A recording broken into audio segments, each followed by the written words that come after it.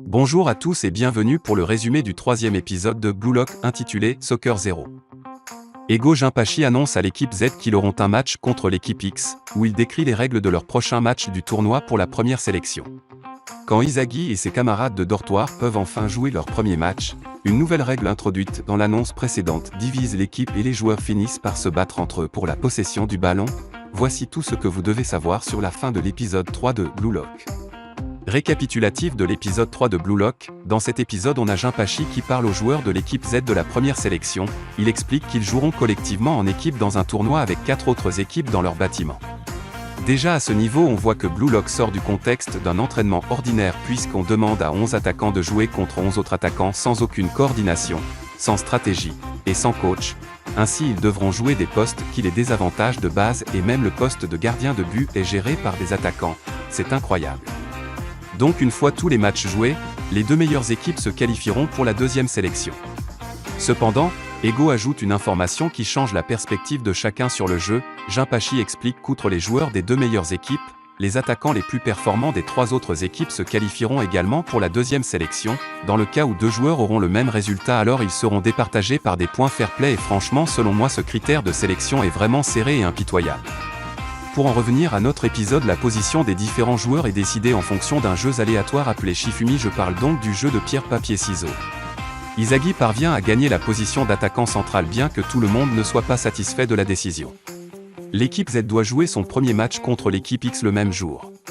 Tous les matchs de la première sélection dureront 45 minutes, l'équipe X et l'équipe Z se rencontrent enfin sur le terrain de football sans aucune idée des forces et des faiblesses de l'autre. Lorsque le jeu a commencé, on voit Reishi, un coéquipier de Izagi, lui prendre le ballon, une action qui montre tout le manque d'organisation qu'on n'a pas l'habitude de voir dans un match normal, mais Reishi nous rappelle que le meilleur joueur, même parmi les 3 équipes perdantes, se qualifiera pour la deuxième sélection et cela nous montre clairement qu'il faisait passer ses intérêts avant l'équipe, ce que Kunigami ne tarde pas à nous faire comprendre en réitérant la même action et s'ensuit un enchaînement de la même action de la part des joueurs adverses, ce qui montre que l'équipe X est dans le même état d'esprit et ne sont pas très différentes non plus de leur adversaire. À ce stade, on voit que même notre protagoniste est confus quant à sa stratégie pour le jeu et essaie de donner un sens aux conseils de Jinpachi pour réinventer le football à partir de zéro. Cependant, dans ce désordre on remarque Baru, un des joueurs de l'équipe X, prendre possession du ballon et marque le premier but pour l'équipe X. Un but qui a permis à l'équipe X de commencer lentement à jouer ensemble au lieu de se disputer et cela provoque un sentiment contraire du côté de l'équipe Z où on remarque la peur de la défaite a agi comme un catalyseur et a divisé les joueurs de l'équipe Z qui désespèrent tous de marquer un but pour atteindre personnellement la deuxième sélection. Malheureusement, l'équipe X commence à dominer l'équipe adverse peu de temps après et la panique s'ensuit. Cela montre que même si Baru avait semblé égoïste lorsqu'il avait pris possession du ballon de ses coéquipiers plus tôt, il avait finalement l'intérêt de tout le monde à l'esprit et ne craignait pas de passer quand il y avait des opportunités ouvertes. À partir de ce moment, le match n'a fait qu'empirer jusqu'à ce que le score soit de 5-0. On ressent bien l'effort de Kaneshiro Muneyuki, l'auteur de Blue Lock, ainsi que Nomura Yuzuki, le dessinateur, à travers la personnalité énergique de Baru et son charisme qui démarque les joueurs les mieux classés des joueurs les moins classés. Finalement, Bashira et Izagi ont une brève discussion sur le jeu en cours et décident qu'ils doivent au moins marquer un but avant la fin du temps imparti. Ignorant la compétition en cours entre les joueurs de leur équipe, les 2 attaquants se dirigent stratégiquement vers le poteau de but de l'équipe X avec Izagi pour le but. Lorsqu'il reçoit enfin la passe de Bashira, il se rend compte que Baru court vers lui.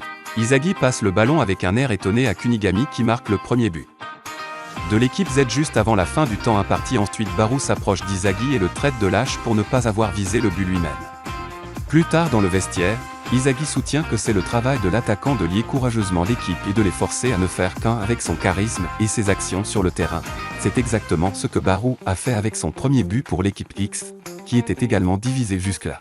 Il s'avère que Jinpachi pointait indirectement cette doctrine sur le terrain lorsqu'il a dit aux joueurs de réinventer le football à partir de zéro.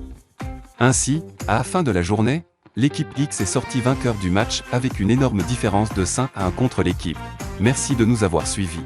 N'oubliez pas de vous abonner et d'activer la petite cloche de notification pour nous soutenir.